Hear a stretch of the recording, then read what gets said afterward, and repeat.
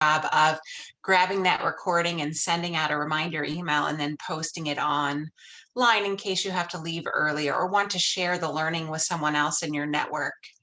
So as she mentioned this afternoon, and it was so interesting to watch Allison's response, it was like we planted her in the audience, right? We're going to talk about the last year and use what we've learned to plan moving forward, using some of the great resources out of the center, because this isn't the first time we've experienced an interruption in learning, right? And so we're going to look at some of those resources to talk about how we can address social and emotional and behavioral supports for students to therefore give them access to academics. We want to take ourselves down 4 clicks from this. We have to address learning loss. We have to, like, kids have lost so much, and really reflect on, is that a response that's totally relevant, and or do we need to take a step back and think more deeply about relationships, rapport, connectedness, and not go a mile wide, but a mile deep, if you will. So I'm going to let my friends introduce themselves. And while they're doing that, if you would share in the chat your name, your PBIS role in the school and or district from which you came from today, and then add in, some of you have already started doing this, what's one success you've had this year? Okay, real quickly, good to see everybody. I'm Diane LeMaster. I recognize many faces and names. Good to be with you again for our last coaches meeting of the year. And I will let Katie say hello. Good afternoon, I'm Katie Pullman, and just like Diane, happy to see lots of familiar faces that we've met over the course of this year, or past years, and happy to be here to help us think about planning for next school year. Perfect, thanks guys. And I'm Trish Schroed, and I'm excited to have this last May Coaches Network meeting with you. So we're going to talk today within the 2 hours that we're together about our current context, talk about getting back to basics and learning from previous interruptions to schooling. Then there's going to be time for networking. We always get great feedback from you about how helpful it is to hear from each other, to see samples from each other, to ask questions of each other. So we want to make certain that we have plenty of time for you to share with each other. And then we're going to end the day in our technical assistance breakout rooms, where depending on where your need is and where your interest is, you can choose your way into a district coaching room, a room that focuses on the learning from today, or an offering around tier 2, because those were the topics that were of most interest to participants.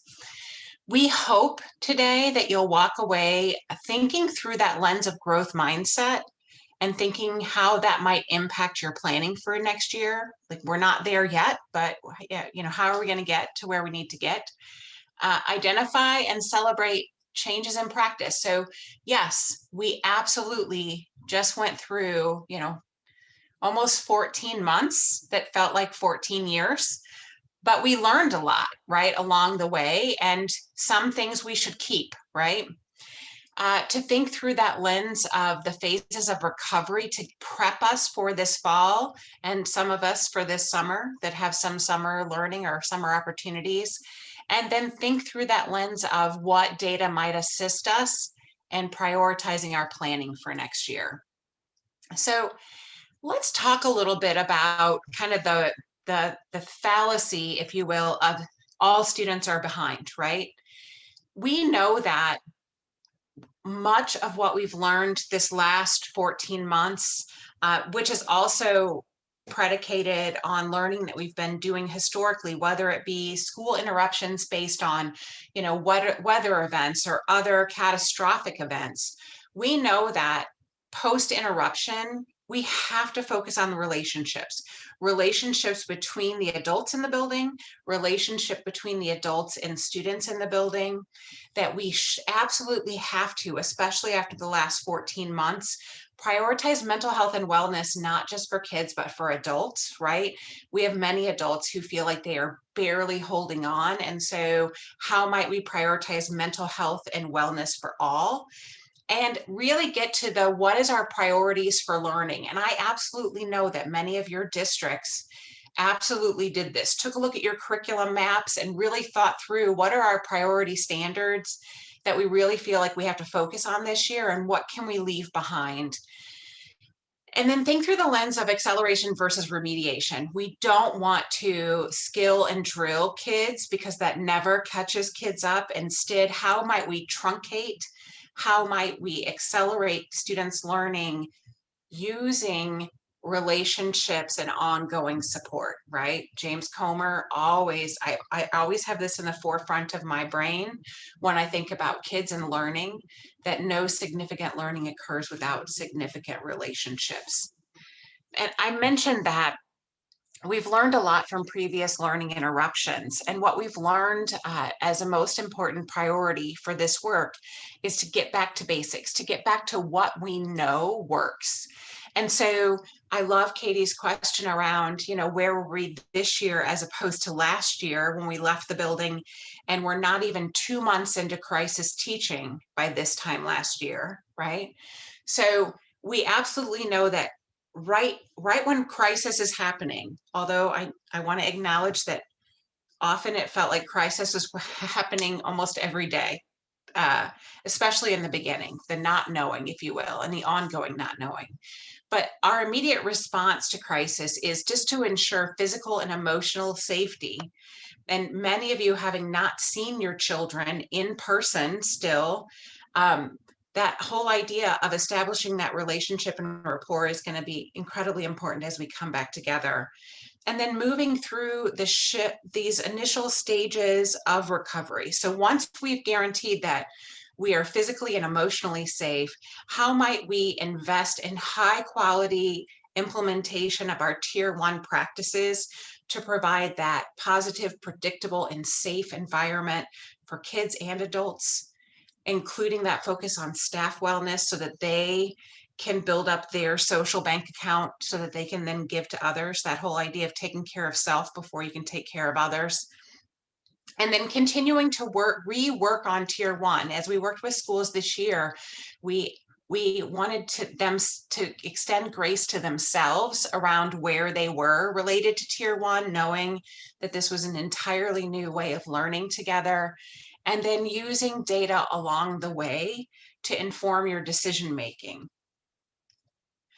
Because, right, our recommendations are based in that data, systems, and practice that get us to outcome. And that at the middle of data, systems, and practice has to be an equity-based approach. We absolutely know that you all want kids to be socially and emotionally competent and academically performing. And you get to that by having effective, culturally responsive practices, using data to inform your decision making, and investing in systems. So investing in your adults so that they have what they need to get kids what they need. So how about we approach the last 14 months, not minutes, from a growth mindset, right? So what have we learned? Many of you learned a lot of new technology-based skills, right? And how might we use those moving forward to differentiate for kids, to support kids, et cetera? Through the lens of students and how they've grown, what have they learned to manage? What have you found to be successful related to prioritization of curricular content? And how were kids, and I know many of you were really thoughtful in allowing kids to cultivate their own interests. So you might have typically done maybe a whole group novel study and instead letting kids choose their own reading materials or focus on a topic that was of interest to them because there was so many ways to differentiate in a technology-based platform. And then thinking through that lens, I always think about Diane Lemaster. How are we using data? How are we assessing how this worked or did not work? And I absolutely want to acknowledge approaching you all from a growth mindset perspective.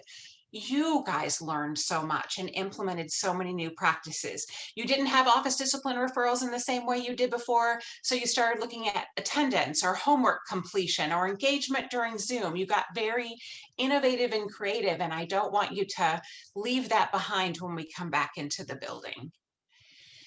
In fact, as we think about next fall and our return to normalcy, if you will, even though it still probably won't be as normal as it was 14 months ago, we absolutely know, and research tells us this, that when we hold high expectations for kids, but then scaffold their learning towards those high expectations, we really do help kids meet those grade level targets. In fact, when we look at the studies on teacher belief in student performance, it really is about the adults in their life believing in them and providing access to rigor and access to academics at high levels that really gets them to that student performance over time. Oops, sorry. I'm going to turn it over to Katie. Thank you, Trisha. So I'm going to get the fun part today. Not that Trisha's part wasn't fun. Thank you, Trisha, for setting us up in that way of thinking. But what I want to help us think about is kind of these common themes that we continue to be hearing about as we prepare for students to come back to our schools next year. Even if students have been back in our district this year, we continue to hear these common themes. And what I want us to think about is, as I read each of these themes, I want you to use your reaction icons or your chat, or you can just use your space in your video. But if this is a common theme that you've been saying in your role or in your position for the last 10, 20 years, then I want you to give us kind of a celebration icon. So as I read these themes, if this is something that's like, that's how I've always been in education, or that's what I've been helping build the capacity of my district and my building to be doing for the last however many years, give us some kind of sign that you're with us on that's a theme you've been cheering or supporting for a while. So if you've been really the supporter of creating positive, safe, predictable, consistent learning environments, if you've been the champion for implementing tier 1 practices like our school-wide expectations and having common agreements, if you've been helping your district and buildings to define what is problem behavior and when's it classroom managed, when's it office managed, if you've been the champion of helping teach to those school-wide behaviors, those are our tier 1 practices that we have been the champions of over the years of our implementation.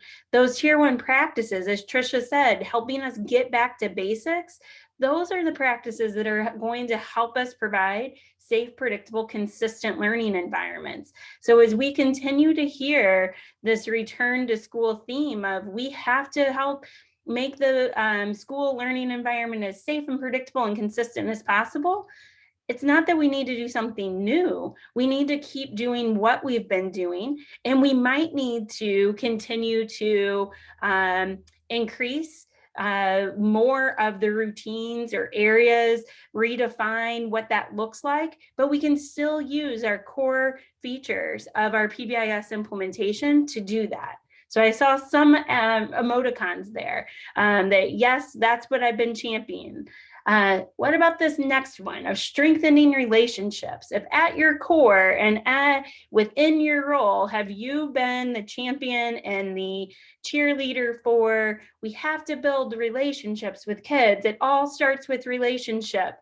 The quote that Trisha reminded us, that no significant learning happens without a significant relationship.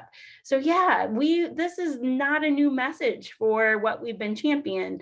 We might need to continue to help others see how using acknowledgments and using behavior-specific praise can help with strengthening those relationships, how using school-wide celebrations helps everyone to feel like they belong when we don't exclude kids, right? But when we have everybody as part of those celebrations, we're including everybody and strengthening relationship and belonging for students. How many of you have been saying we have to prioritize social, emotional, mental, and physical health? We can't teach academics if we haven't first met their needs of social, emotional, behavioral, mental health in students, right? And we do that by having our expectations, teaching to those skills and those behaviors. Ensuring that we can then, as Tricia just said, scaffold or layer on those supports. If we do that well at tier 1, we can give higher doses of those positive interactions with students for relationship building, the specific feedback. We can layer that on in our tiered interventions, right? So we've been saying that for a long time. How many of you have been the champions for engaging and collaborating with families and community partners, right? I know many of you have family members that are part of your school-wide teams. They're helping make decisions and in your teams. We're engaging or hopefully engaging families and looking at what are our school-wide expectations, what's it look like to be safe, respectful, and responsible? How do we ensure that that is culturally responsive to our families and our staff? So, and I know many of us are beginning to engage community partners on our school-wide teams as well. If they're in our building providing interventions, how do we bring them into our teams? So we're selecting those interventions together. They are helping inform what we might teach at tier 1. They're helping to determine what interventions we offer within our continuum and facilitate those. So these are things that somebody recently really helped me to reframe, right? Yes, we're all getting on the same page now. So let's celebrate these and recognize that we don't have to necessarily champion these anymore. Others are with us. Others see that this is the priority. And now our job is to help make the connection to what we have been doing with our PBIS implementation. We can get back to basics. We can get back to doing those things with really high fidelity. We don't want to say, well, we don't have time for PBIS. Instead, we want to lean into PBIS and our teams and our problem-solving processes and using data to help us prioritize what we want to put into place. So thanks for engaging with those things. What we're going to start out with some networking today and then end with some highlighting reminders about getting back to those basics after you have shared out some ideas. So you already started by sharing a success from this past year in chat. And what I want us to help set your thinking up for networking is what things do you want to help your teams to keep or tweak based on what's gone well this year. As we've heard those key messages and others have come on board and we recognize the need to do those, good things have happened some good things have happened in our systems, the silver linings, if we might say. So some things I know I've heard in talking to teams, I've heard people say, we've had schedules shift that prioritize student and staff well-being. So things like we've started have later start times for high school students. And that was because of COVID and pandemic, but man, it really meets the brain science and sleep research that's out there. So how might we want to continue to think about that?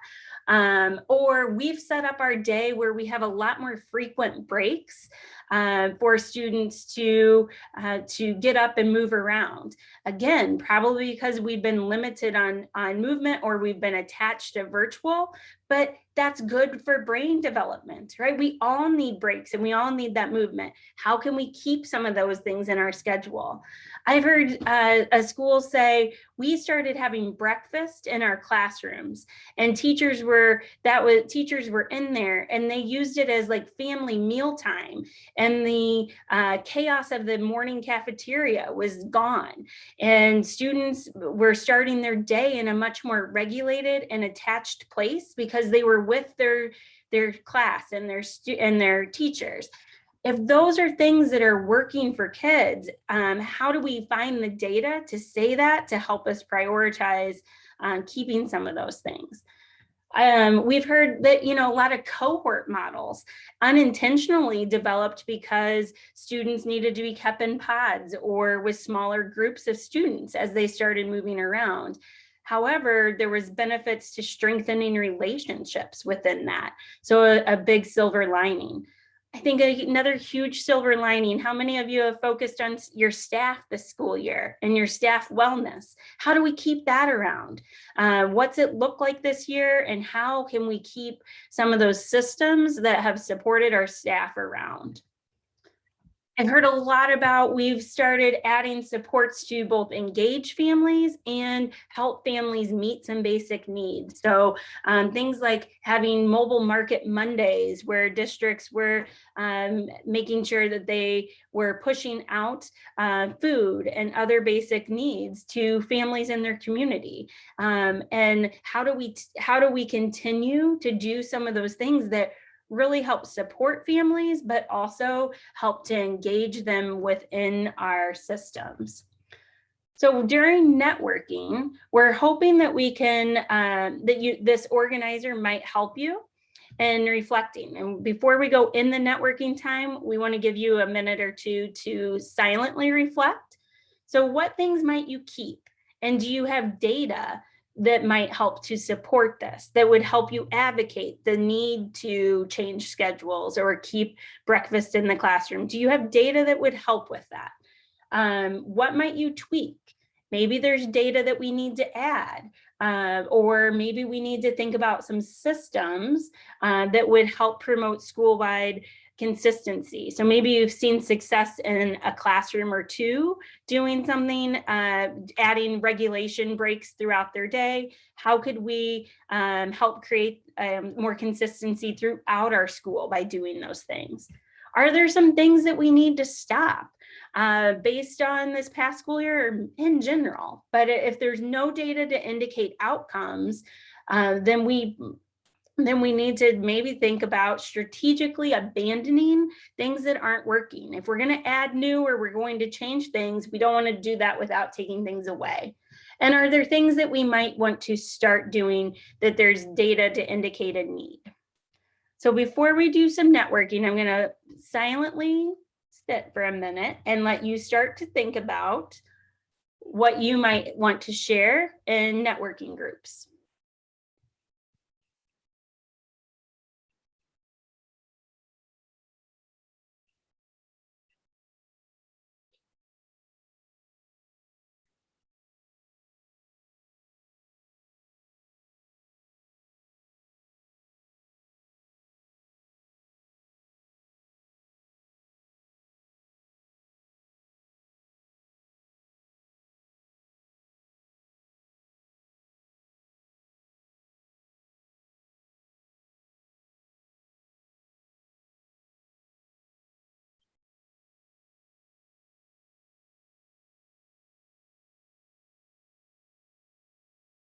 Take about 15 more seconds.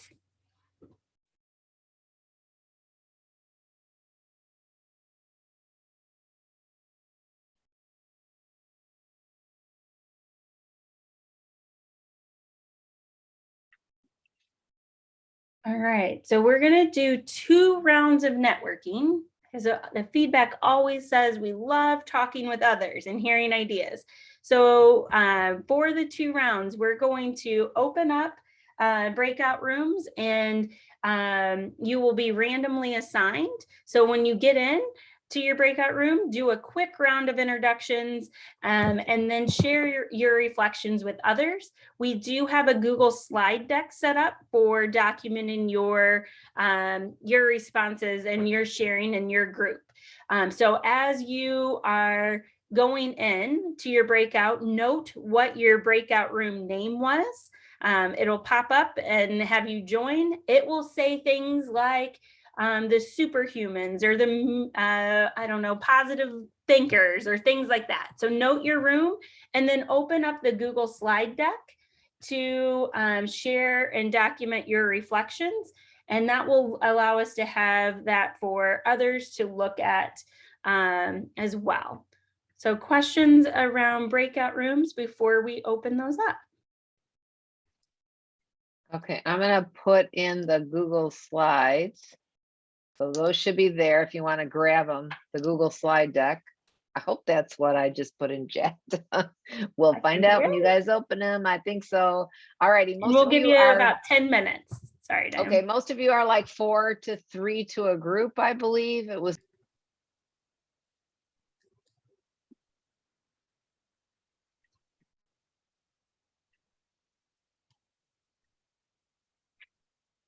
All right, it's looking like breakout rooms closed, hopefully not too cut off there. While Diane does some magic in the background to reassign breakout rooms, let's hear a few highlights from what you heard from what you shared out or what you heard from others on things that you might be keeping or tweaking based on this year. Did you want us to share out like this or in the chat? Yes, perfect. Sorry, Margaret. Yeah.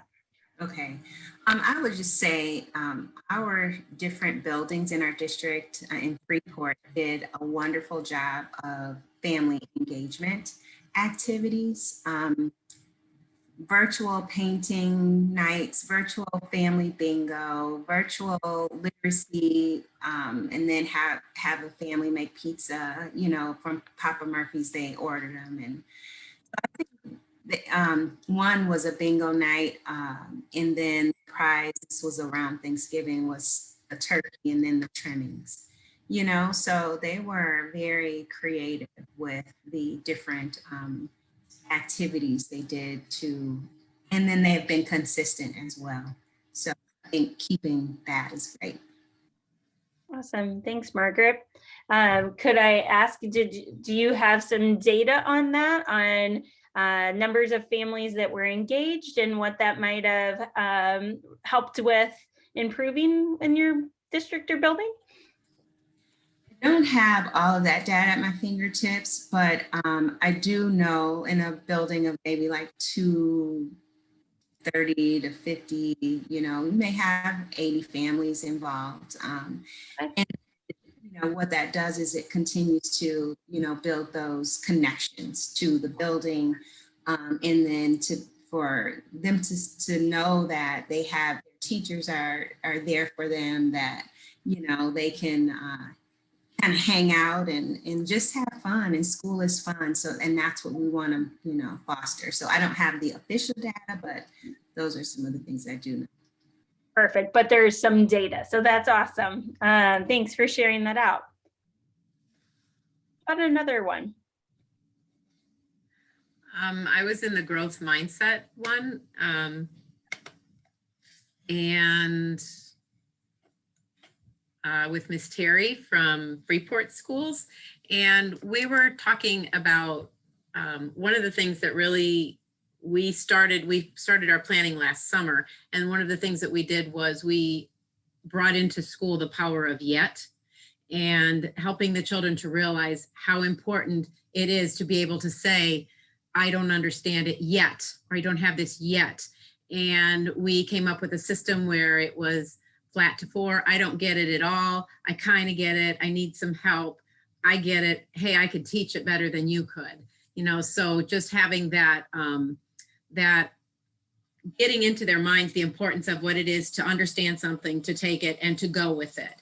And that really was pretty strong, because you could go into any of the classrooms you're in the room with the teacher, you are coming in to talk to the children about something and say, hey, do you get this? They knew to hold up 1, 2, 3, or 4, flat to 4. And so just really getting the kids to understand you might not get it right away, and that's okay. It's okay to not know something. It's okay to not understand it, and you will get it yet. And the other thing we really were working hard on is not using the word but using the word and. They're upset about something. It's okay, I understand you are upset about this.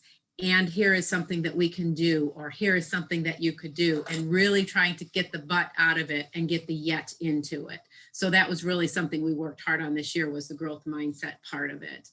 The fact that the children are still using it through the year. I mean, we started using it online and we're back in person now, and we have those conversations with the children and they are using those words. And so to me, that was the data that I noticed, the information that I noticed as I work with children that supported the fact that you need to have this positive conversation with the children and give them an opportunity to see it and explicitly teach it in the very beginning. Awesome. Thanks, Maureen, for sharing that. So really creating consistent language around growth mindset. And, I could also see how you could align that within your school-wide expectations and even within classroom teaching matrix or our school-wide matrix. So I love the consistency of the language and really promoting that growth mindset and that social emotional competency of how kind of overall goal setting and staying positive, staying true and persistent on things. So thanks for sharing. All right, I think we have our next round of networking set up. So same process. We'll give you about 10 minutes. You'll hopefully end up with new people. So do a quick introduction and then share. Diane's laughing. Then share. Go down to, there's slide 17 in the Google Slides, says networking round 2. So you should be able to go to whatever your group name is and networking 2 for these this round of documentation. Closed. Everyone should be back.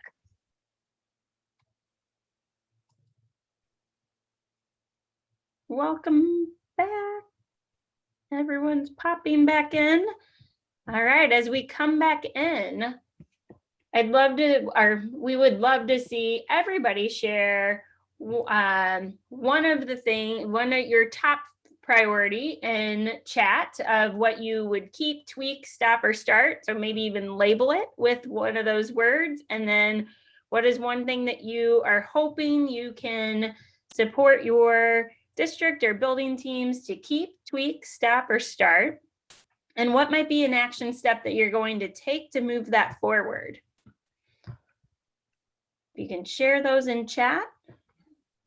So we hear from everybody. You can take a minute to scroll through the Google slide deck and see what others are writing. Are there highlights that anyone would like to share that would be that you would like to highlight verbally?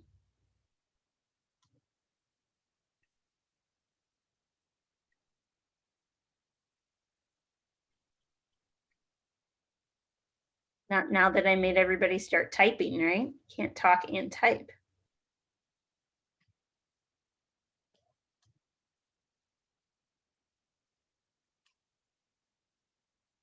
All right, keeping ways of kind of communicating with families and students. Awesome.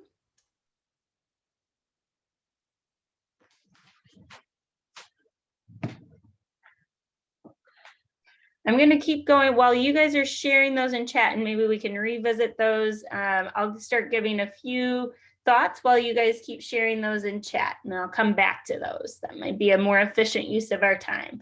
I'm sharing, I believe. So we wanted to have you guys start thinking about assessing and prioritizing all those things you were just brainstorming and talking with others about. How do you assess and prioritize all that information. So we want to revisit that phases of crisis recovery and using PBIS implementation to support that crisis recovery. So Tricia referenced this practice guide.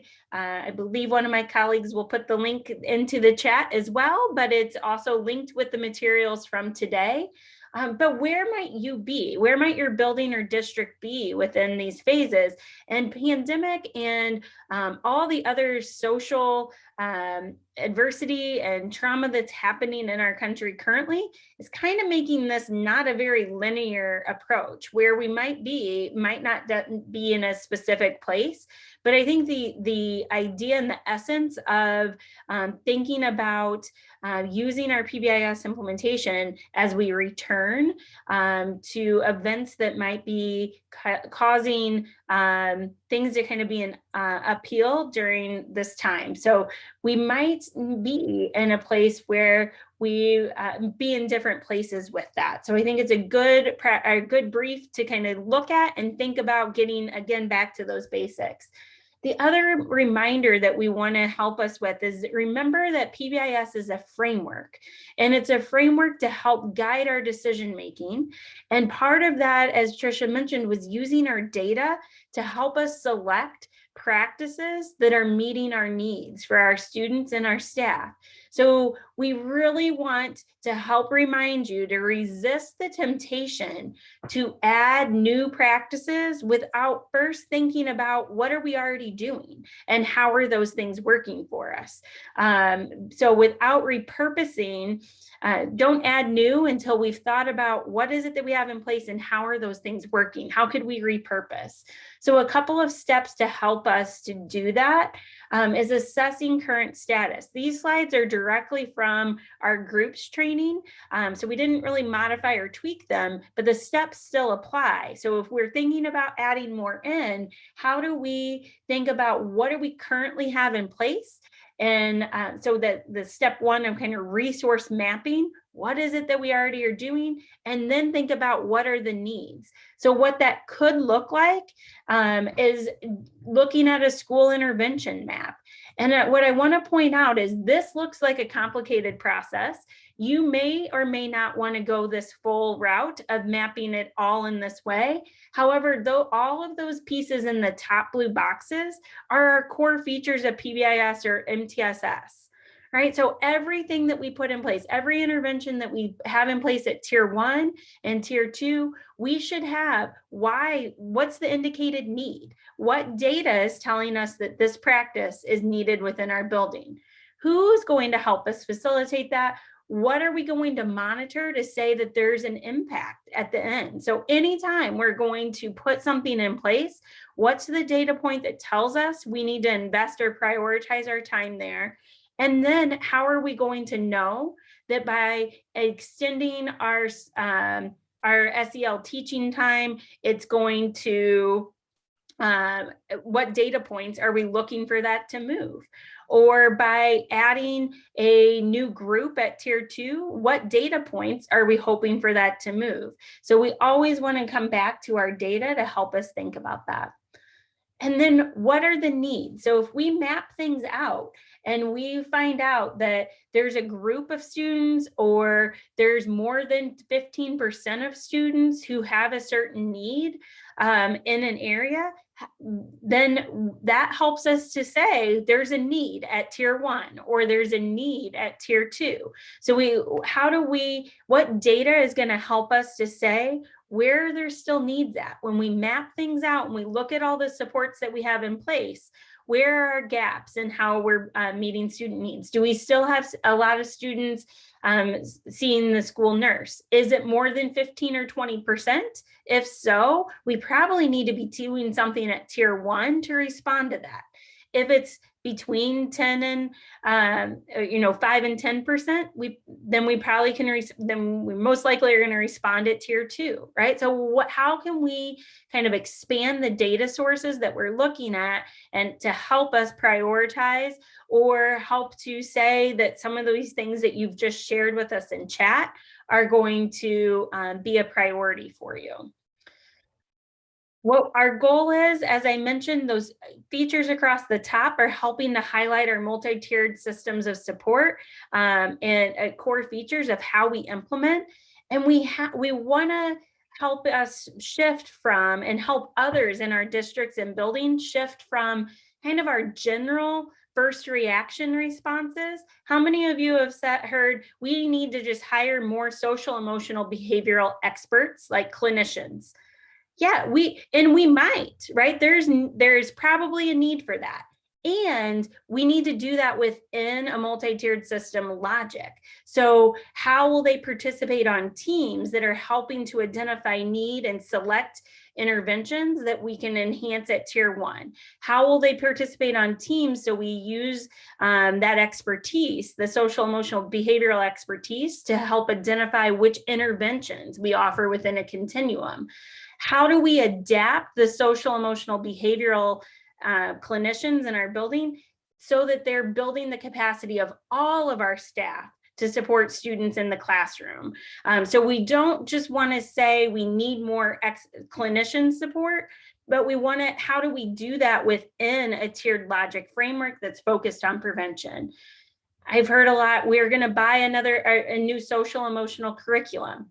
Again, might be needed, but if we don't do that within a formal process of helping select a curriculum that's based on our student population, evidenced for our student population, that meets the data points that are coming up as here's skills we need to be teaching and prioritizing, right? So not just we're going to start using this curriculum and we're going to teach these lessons in this order, but instead look at our data and say, here's the lessons we need to prioritize and how we're going to align that to our language and make sure that those social emotional behavioral competencies are inserted within our school-wide matrix. There's a couple more examples there, but use those core features of how we implement MTSS, data informed, teams, using our systems to support the adults. We can't just have these, our common first response, we have to enhance those. We also want to give you a few reminders. So there's a lot of slides here and I'm not training these are reminder slides to how can we get back to those basics for you to continue what you're already doing, but help enhance that, use them as your why, right? This is why we're doing it. And why we're doing it, these messages of being trauma informed, there's lots of definitions for being trauma informed, but it boils down to safe, predictable, consistent environments, relationships, teaching social emotional competencies, having supports for regulation. Those don't vary much from the common return to school themes that we already went over. Right. And what we can say is that what we're doing through our school-wide PBIS implementation helps to meet those things, right? So this slide says down the left-hand side is the definition from National Childhood Traumatic Stress Network, trauma-informed definition. Across the top are our school-wide PBIS practices. The practices that we're doing are why, being trauma informed, those are why we're doing those practices of school-wide PBIS. So it's not that we need to do something different, but we might need to do those practices with more intention. Everyone in our building needs to understand that when I do this, it's because I'm creating a safe, predictable environment that's good for all kids. From our trauma integration content, this is an example of crosswalking. What are you already doing throughout your continuum, and how is it trauma informed? So being able to go through and put X's under each pillar of being trauma informed so that we can then see where we might have gaps and help to enhance what we're doing, either enhance the way we're implementing it or add something new. What I really hope we can help all educators in our building, everyone in our building, from the bus drivers to the custodians to playground monitors, everyone in our building, makes a difference in their interaction. So I know if you participated in Coaches Network meetings a few years back, we used this video of every opportunity. We have to help all educators in our building recognize that they have superpowers, and what their biggest superpower is positively interacting with kids and using some of our language. So as I give some reminders of classroom practices, expand your thinking that it's not just classroom.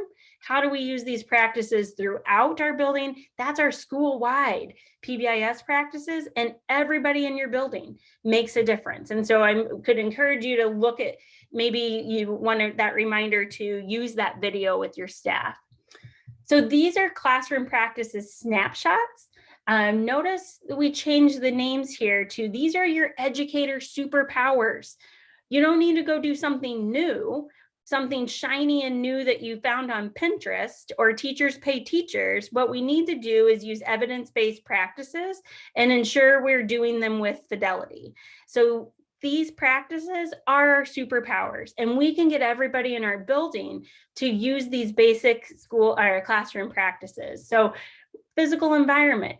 The better our environment feels for kids, and thinking about it through everyone feeling safe, right? We can set up our environment. So the snapshots give you what is the practice, what's it look like, why, how's that trauma informed, and there's even a second page that gives us a assessment observation tool. So the second superpower is active supervision.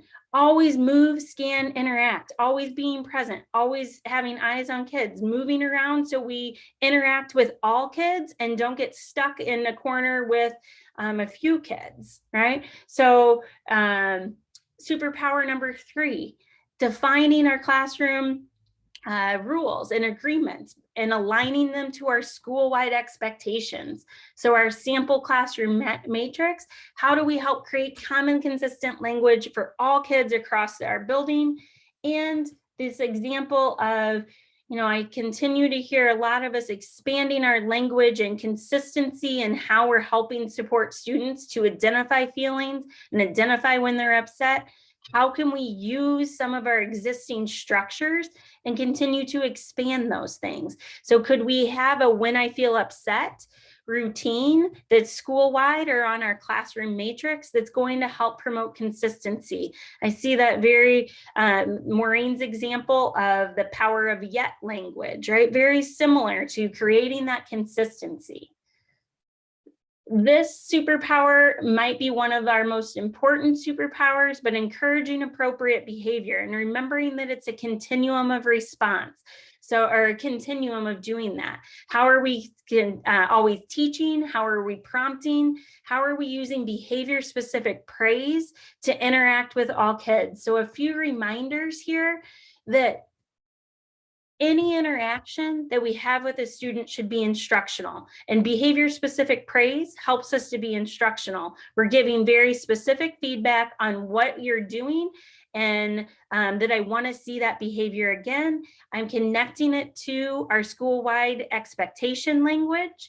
So every time we interact, how do we get every educator to see that it should be instructional? And instruction does not come from a 2-minute lecture around why you shouldn't be doing the inappropriate behavior. We have to recognize the behaviors that we want to be seen. This is a newer slide that comes from Dr. Bruce Perry's work, but we want to highlight that behavior-specific praise and using our high-frequency acknowledgements, quite possibly, based on Dr. Perry's research, has a therapeutic quality of interaction, is what he calls it. So the circles on the right is a student who was in foster care. Sorry, on the left is a student that he called a majority child in this research.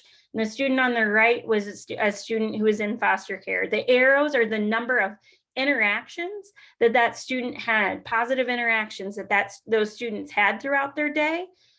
The student on what he found in that research was, if we increase the number of positive interactions for the students who were in foster care, had high levels of adversity in their life, they actually had positive life outcomes or resiliency, just based on increasing the number of positive interactions throughout their day. How can we increase the number of times students that might be facing adversity, we don't need to know it or not know it, but how can we increase the number of times that the adults in our building are positively interacting? And how can we help adults to shift their mindset that those high frequency tickets that they stick in their pocket are to help remind them that they need to increase positive interactions with those students who might be causing them a little bit of a headache or a little bit of chaos. And those are actually the students that they need to use those tickets with the most. And those tickets are just there to be their system to remind them to do that, because their interaction might actually have more of an impact than that student being in an outside therapy for 45 minutes a week. That's what his research is able to say. So increasing the number of therapeutic interactions every time we're doing that. This is a reminder of our group-wide contingencies help all students feel like they belong. We aren't excluding kids, we're creating communities that help students belong. And how do we increase the opportunities for all students to engage? The more students engage in responding to the content that we're instructing, that they will, the more they feel, the more they're able to learn and connect with that content. And how do we create a continuum of response that we can ensure that all staff are using? And do we do it from a lens of helping ensure that as all students are regulated, that we relate or connect when students are back to a state of regulation, and then we reason. So we can't use, we cannot reason with a student who is dysregulated. If they're in their downstairs brain, we cannot be talking about losing a privilege or losing recess, or that they're going to be suspended. If they're in a dysregulated state, how do we respond to first get them regulated? And regulation strategies can look like lots of things. Most of the time, as Dr. Perry would say, they're rhythmic and repetitive. And students are going to be more successful if we've pre-taught these things.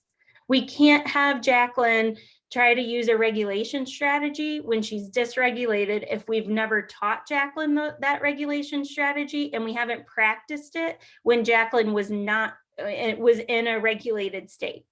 So the regulation strategies look the same as what we could teach at tier 1, but we have to do it in a preventative way. Going to work better when we have common, consistent language that's embedded with our school-wide matrices.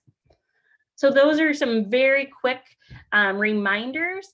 My goal would be that you can use that language of, these are our superpowers. They're not new and shiny and glittery, but they are effective.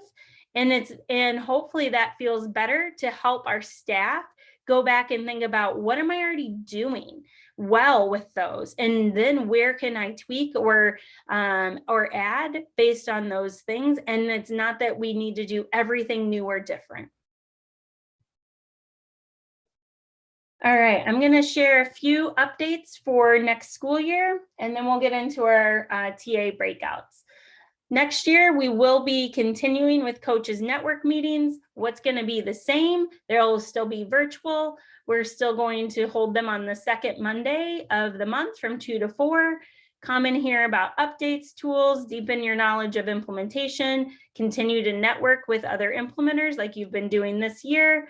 Our target audience has always and always will be state, regional, district coaches, and we're always keep them open to anyone. So building coaches, team members, But we also want to, as we move more into this virtual world, we know that that opens us up to people around the country and implementers around the country. So we also want to remind and encourage anyone out to connect with their state networks as well. So there's a hyperlink if you're not sure who your state leads might be.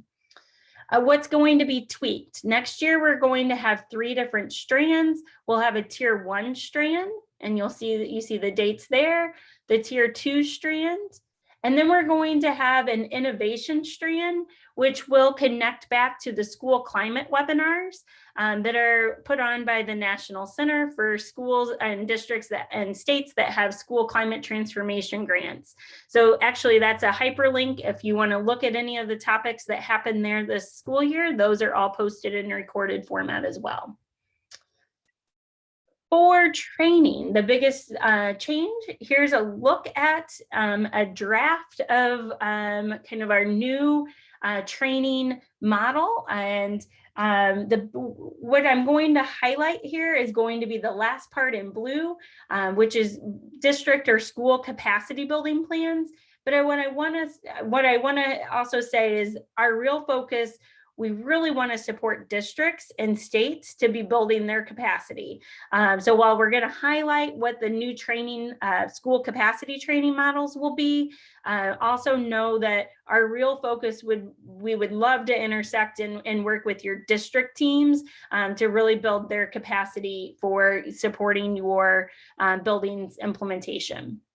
So why are we changing what we've been doing? Because we know that training without ongoing support doesn't always equal high fidelity of implementation. So we want to offer training with ongoing support so we can help support high fidelity of implementation. So what that's going to look like is having individual district or school teams begin with summer training or kickoff training, virtual training that will happen this summer.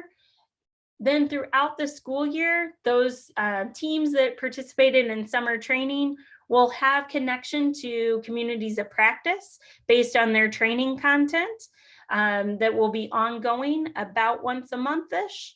And also a few opportunities throughout the year to connect for individualized technical assistance from somebody from our team. So who's that going to be for? District and school teams that we hope we'll build as representative of your staff, and one registration fee will connect or be applicable for up to 12 of your team members. So you'll be paying as a team registration, and 12 team members will be able to participate. The strands we will have, you will need to decide if you're a district team and wanting to have ongoing support training and ongoing support for your district team. The dates are there for districts. Or if you're a school level team and you're looking for tier 1 support or tier 2 support, and you would be participating in one of those trainings either in June or August for tier 1 or tier 2 training. All training will be virtual, as well as those communities of practice and the individualized TA will all be virtual. So if you're looking for that level of support, either district or school level, the steps are going to be identify what your training need is, identify somebody as your district or school lead. They will be the one to register and put in billing information. So it'll be a one-time registration fee for the support throughout the year. That team lead will receive a link to be able to share with other team members so they can register up to 12 people and then begin training this summer. Registration is not quite open. We're still figuring out all the details, and things will be open hopefully in the next week or 2. If you have other questions about training, I know that was a quick overview. If you have other questions about training, or if Midwest is the right support for your district, reach out to us at support@midwestpbis.org. Follow us on social media. I know my friends have been putting the exit slip in. We really do look at those. Diane, Trisha, what else might I be forgetting? Nothing I can think of. Is there any real burning immediate questions on it? There was a lot of information and a lot of changes, but any just immediate questions that pop up right now? I will just say, we have gotten questions like, what if the cohort isn't for us, right? So you still have the ability to work with a Diane Lemaster if she's been your go-to to design a plan that works for your district. We're just trying to learn, as we ask you to as well, to learn from our ongoing implementation. So the cohort model really hooks that ongoing job embedded PD and support that we know we need to change practice. But if the dates or that model don't work for your school or team this year, there is still an opportunity to continue to receive support.